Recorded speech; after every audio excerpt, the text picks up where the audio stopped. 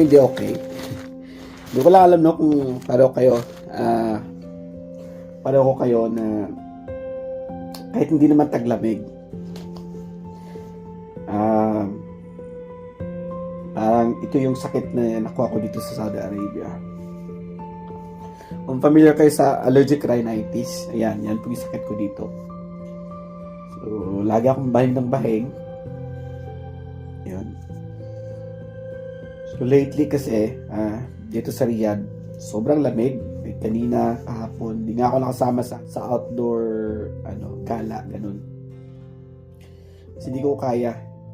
Alam mo kung atakin ako ng, allergies. So, ito na nga, ngayon, sakit ang ulo ko.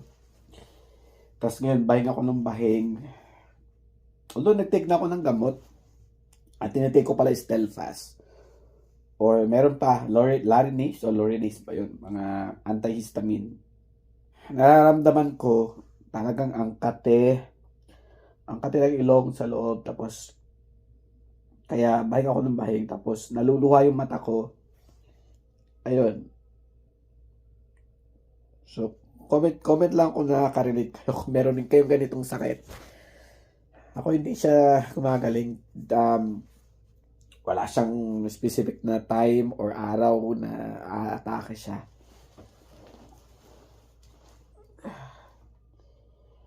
Ako naman, inaatake ako pag sobrang lamig, yung hindi na kinakaya ng katawan.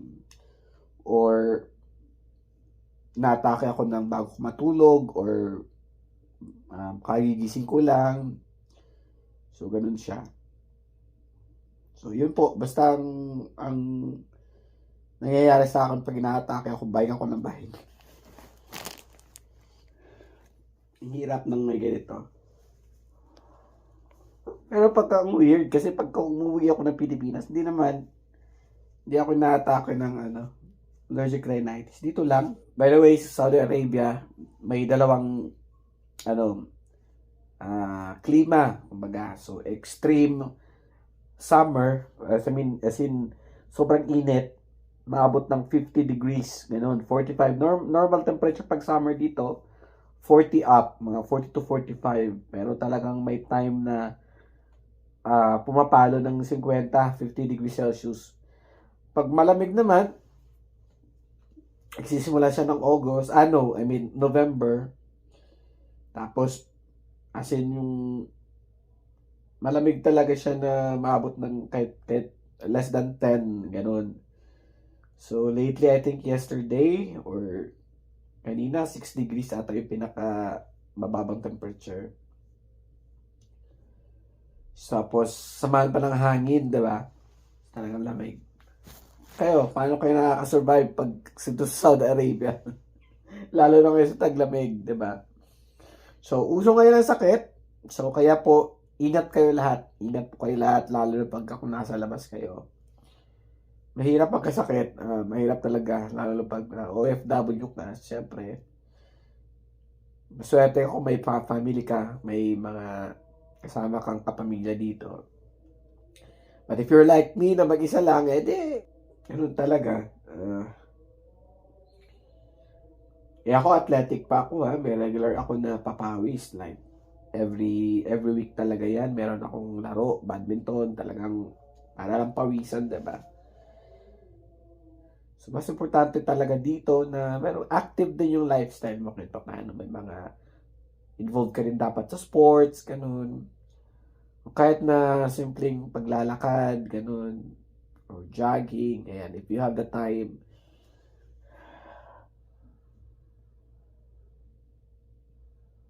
I know na maraming makaka-relate. Relate kayo, di ba?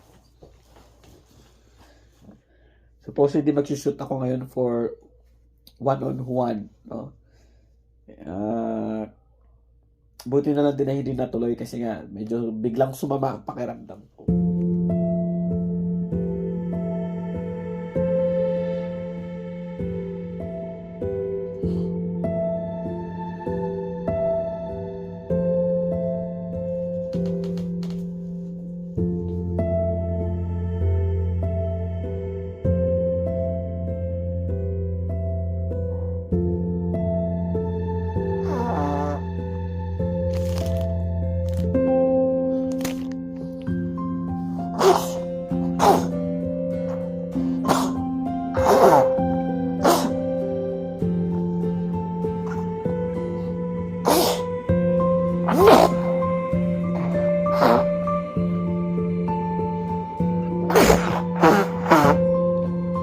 din ba kayong bumahing guys? Ganito kalakas.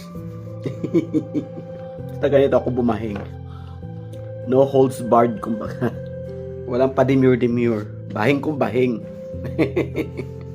Diba? Yan, mag-ingat po kayo lahat. Grabe, sobrang lamig ngayon. Okay guys, malapit na pala yung natin season 2 ng ating One on Juan. Siyempre, makikilala nyo niya ang mga bagong bida Juan, 'di ba?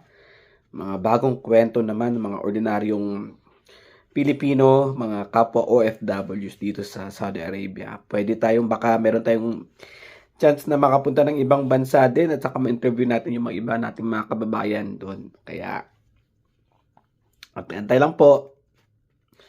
See you soon. Salamat po sa inyong patuloy na pagsuporta. Halos maubos ko na yung tissue, yung buong tissue. Ingat po kayo.